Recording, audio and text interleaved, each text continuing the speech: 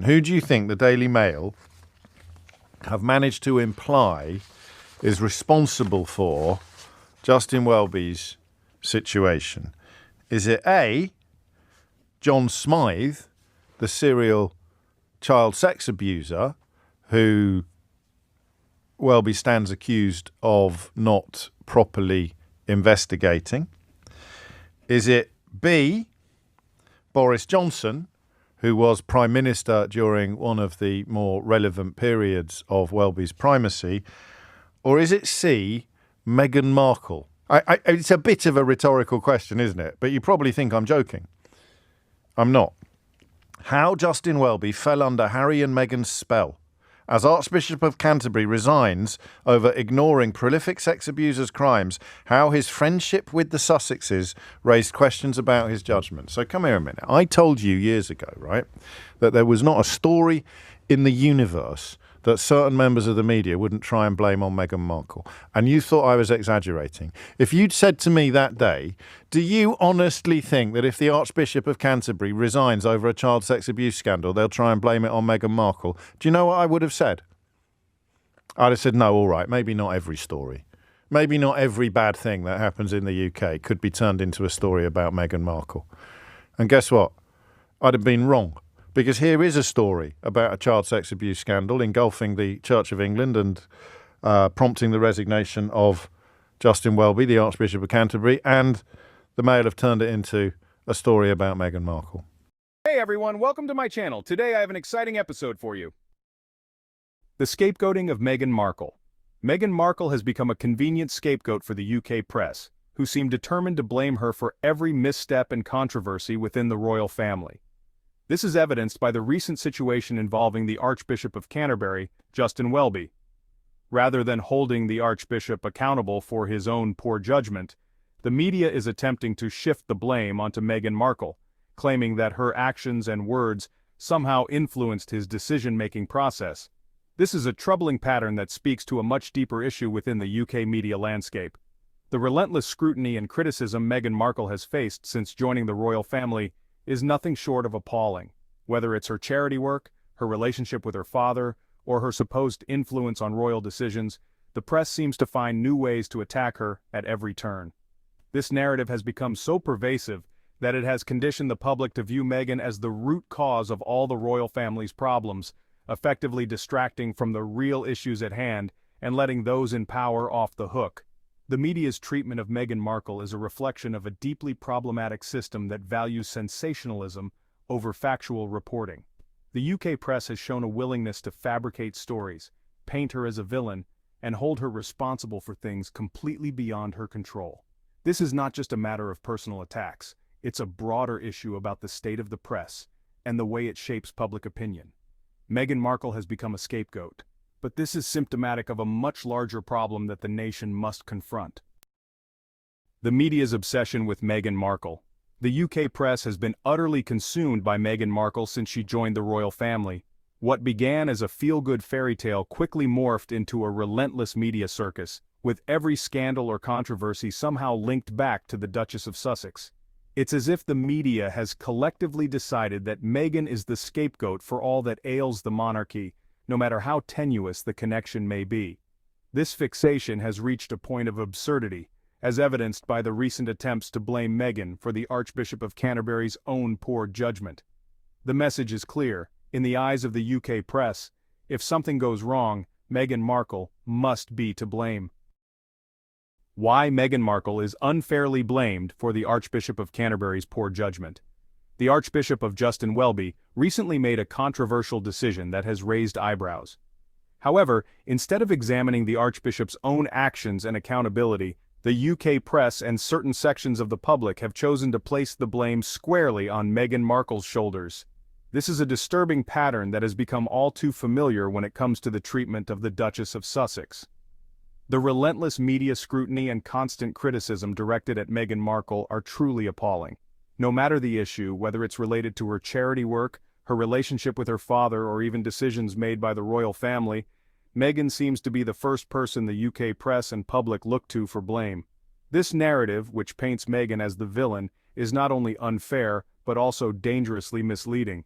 It distracts from the real issues at hand and allows those in power, like the Archbishop, to escape responsibility for their own poor judgment.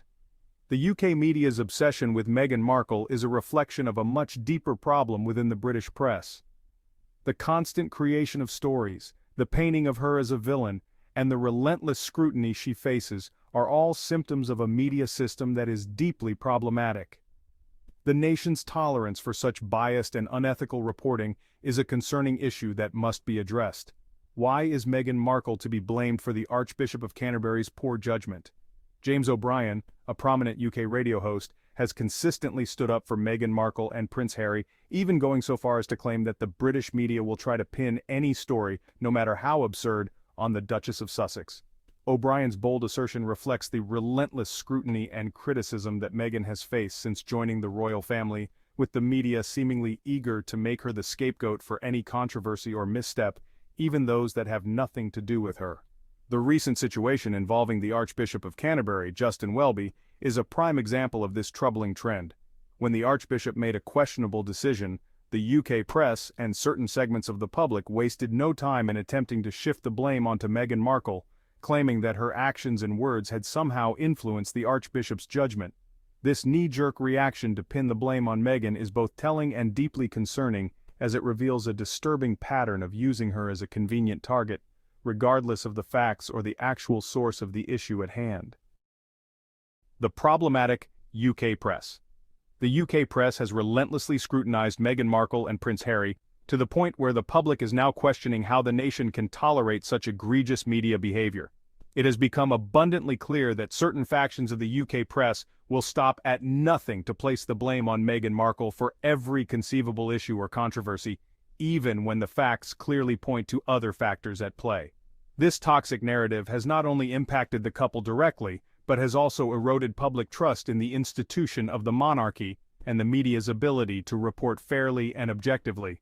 The public is rightfully outraged at the way Meghan and Harry have been treated, and they are now demanding accountability for the press's unethical and damaging practices. The nation must reckon with the reality that the media's obsession with Meghan Markle has become a systemic problem that undermines the very values of fairness and justice that the UK claims to uphold. Prince Harry's plight. Prince Harry has been subjected to the same toxic media scrutiny that has plagued his wife Meghan Markle. The UK has utterly failed to support them, standing idly by as the relentless attacks from the press have taken a devastating toll. Harry, a man who once proudly served his country, now finds himself caught in an impossible situation, forced to choose between the family and institution he once knew and the toxic environment that has threatened to consume him and his wife. The nation's deafening silence in the face of this injustice is a stain on its legacy, one that future generations will undoubtedly judge with scorn and disbelief. Meghan and Harry's unending struggle. Meghan and Harry's pleas for understanding have fallen on deaf ears as they find themselves caught in a no-win situation. Trapped between the relentless scrutiny of the media, the expectations of the royal family they once knew, and the world that now views them with skepticism, the couple is in an impossible position. The UK press has become obsessed with casting blame on Meghan for every crisis or controversy, often going to absurd lengths to tie her to incidents that are clearly beyond her control. Whether it's the Archbishop of Canterbury's poor judgment or the royal family's internal squabbles, Meghan has been made the scapegoat, with the media and certain segments of the public quick to point fingers in her direction. This toxic narrative not only distracts from the real issues at hand but also lets those in power off the hook, absolving them of their own failings. Caught in the crosshairs of this unforgiving system, Meghan and Harry have been let down by their own country, with the very institution they once served failing to provide the support they so desperately need. How will history view the media's treatment of Meghan and Harry? It will undoubtedly be seen as a disgrace. The relentless attacks, the unfounded criticism, and the scapegoating of Meghan for every royal misstep are a damning indictment of the UK press. Future generations will look back with horror at the way this young couple was hounded and vilified, simply for daring to forge their own path. The media's obsession with Meghan has reached a point of absurdity where she is blamed for even the poor judgment of figures like the Archbishop of Canterbury. This shameful behavior reveals a deeply problematic system that prioritizes sensationalism over truth. The nation has failed Prince Harry, allowing the institution he once served and the very public he sought to protect to turn on him and his wife. Historians will judge this era harshly, recognizing how a culture of toxicity and scapegoating was allowed to flourish. Meghan Markle may have been an easy target, but the real issue here transcends her individual case. It speaks to a generation's inability to empathize, to seek understanding, and to uphold the values of fairness and justice they claim to hold dear. The media's treatment of Meghan and Harry will stand as a stain on the nation's conscience, a cautionary tale of how unchecked power and bias can have devastating consequences. The situation surrounding the treatment of Meghan Markle by the UK press and public reflects the urgent need to re-examine how we view and approach celebrities in the modern era. It serves as a resounding call for a more compassionate and ethical treatment of those who have been marginalized regardless of their status or background. The relentless scrutiny and unwarranted criticism directed at Meghan Markle, often blamed for issues completely out of her control, is a disturbing symptom of a deeper malaise within the UK's media landscape. This narrative not only paints Meghan as a scapegoat, but also distracts from addressing the real problems at hand, allowing those in positions of power to evade accountability. It is time for a profound shift in mindset, one that acknowledges the inherent humanity in all individuals, even those thrust into the public spotlight.